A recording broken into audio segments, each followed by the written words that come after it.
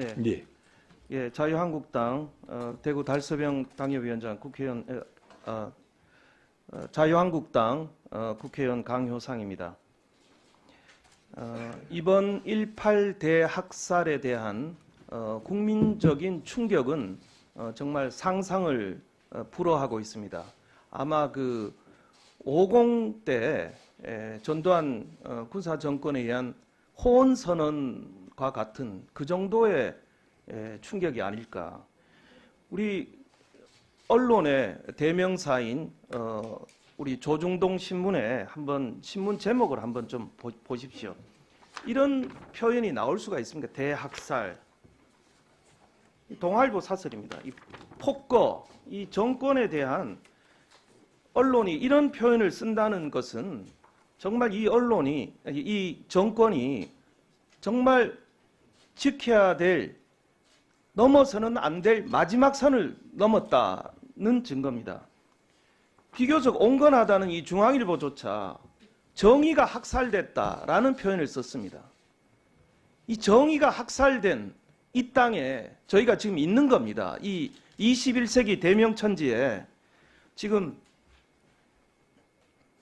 이 정권이 자행한 이 지금 현실이 지금 언론 사설에서 정의가 학살됐다고 지금 표현을 하고 있습니다. 정말 개탄스럽고 정말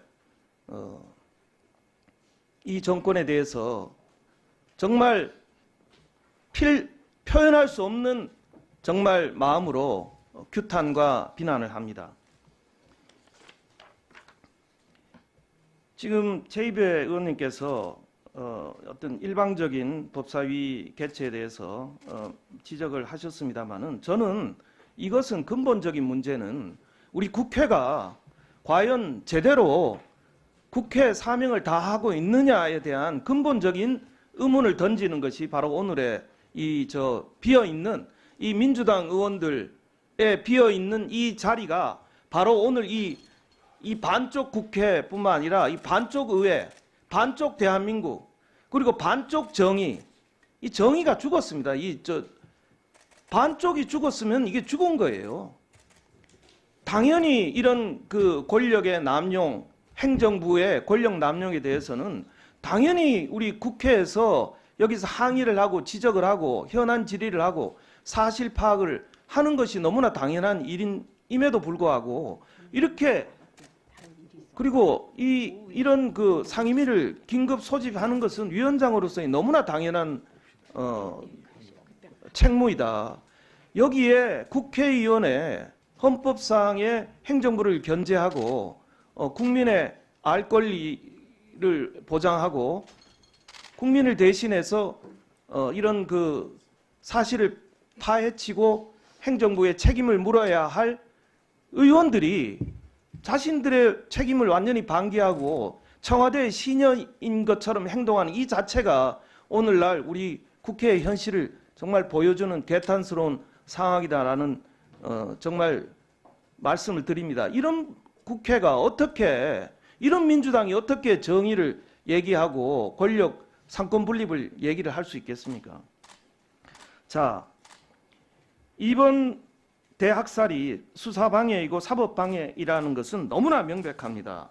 자, 우선 이 좌천성 인사를 당한 검찰 간부들이 그동안 해왔던 일을 제가 한번 소개를 해드리겠습니다. 우선 법무연수원장으로 이동한 배성범 서울중앙지검장의 경우 청와대의 울산시장 선거 개입 사건 및 조국 일가 비리 사건 수사를 총괄하는 그런 자리였습니다. 자, 한동훈 대검찰청 반부패 강력부장이야말로 그동안 최순실 사건 때부터 가장 중요한 이 대한민국 권력의 비리 수사를 해왔던 인물 아닙니까? 이번에도 조국 일가 비리 및 청와대의 유재수 감찰 무마 사건을 수사 지휘해왔던 사람입니다. 자, 대검찰청 공공수사부장 박찬호 검사장은 청와대의 울산시장 선거 개입 사건 수사를 지휘했던 해왔습니다. 자, 이원석 대검찰청 기획조정부장은 공수처 및 검경 수사권 조정안 문제를 다뤄온 윤석열 총장의 가장 핵심적인 참모 아니었겠습니까? 자, 윤대진 수원지검장이야말로 소윤대윤이라는 그런 별명이 있을 정도로 윤석열 총장의 측근으로 분류됐던 사람입니다.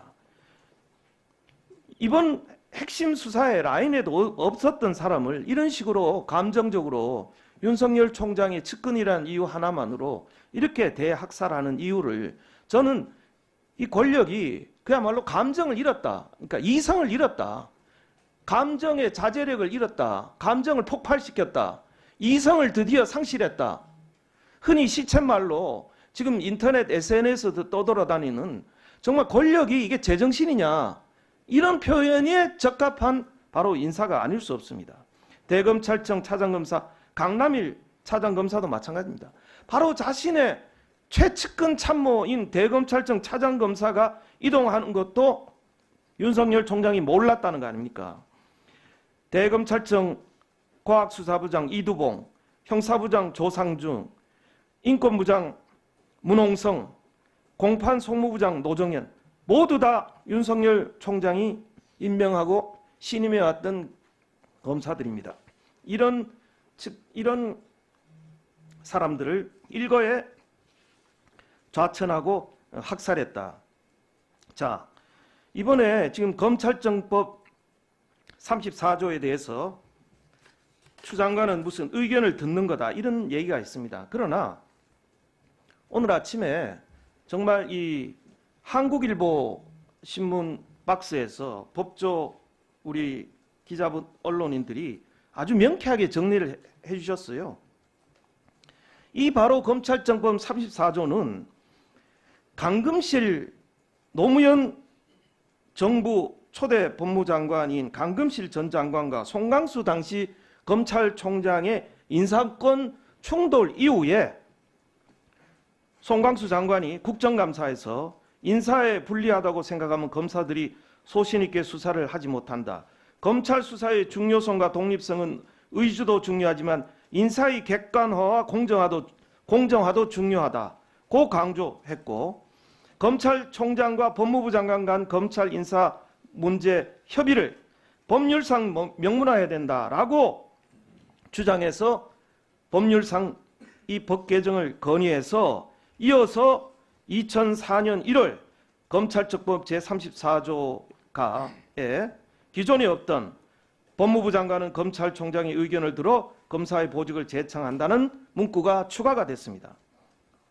당시 법안심사소위원회 회의록을 보면 법무부 장관의 검찰 인사권을 통한 검찰 견제 기능을 중시해서 검찰총장에게 의견을 개진할 수 있는 기회만 된다는 의견은 소수에 불과하고 대부분은 협의에 방점을 뒀다고 분명히 지적하고 있습니다. 때문에 법조계에서는 추 장관의 이번 인사는 절차적 위법성 소지가 분명하다, 이렇게 지적을 하고 있는 것입니다. 청와대를 겨냥한 수사 라인을 대거 교체했다는 점에서 수사 고의 방해 혐의를 적용할 수 있다는 의견이 지금 법조계에서 지금 나오고 있는 것입니다. 지금 과거 닉슨 대통령의 이 탄핵 소추와 사임은 사법방해죄가 가장 결정적이었습니다. 콕스 특별검사를 닉슨 대통령이 경질함으로써 결국 국민들과 미국 의회 그리고 법조계가 이것은 사법방해다, 이 준사법기관인 검찰을 무력화시키고 자신에 대한 수사를 방해한 바로 그런 헌법을 위반한 사건이다 해서 탄핵의 결정적 요인이 된 것입니다. 저도 개인적으로는 검찰에 의해서 기소가 된 사람입니다. 저도 공소장을 보니까 정말 제가 하지 않았던 말이나 행동이 공소장에 적혀 있는 것을 보고 상당히 놀랐습니다. 하지만 하지만 대한민국의 사법, 헌법 체제를 믿고 그리고 우리나라 사법 시스템을 믿고 법원에 가서 소명을 하고 판단을 받는 것이 그야말로 공직자의 기본적인 자세입니다. 불만과 비판과 항의는 할 수 있지만 그러나 자신의 권력을 남용을 해서 이것을 수사를 무력화하고 검찰을 무력화하고 수사를 방해하는 것은 그야말로 반헌법적인 행동이고 규탄을 받아 마땅하고 법률에 위반한 것에 대한 대가와 책임을 분명히 져야 한다라는 점을 분명히 드립니다. 군수 민수라고 했습니다. 강물의 힘으로 배를 띄우지만 강물이 화가 나면 배를 뒤집을 수 있다는 사실을 우리 문재인 대통령은 분명히 명심하기를 강조를 합니다. 이상입니다. 예, 발언 시간은 뭐 충분히 드릴 테니까요. 걱정하지 마시고 수고하셨습니다. 예, 다음은 존경하는 민경욱 위원님 발언하시기 바랍니다. 네, 인천 연수구 을 출신 민경욱 의원입니다. 지난 8일 추미애 장관은 검찰 고위 간부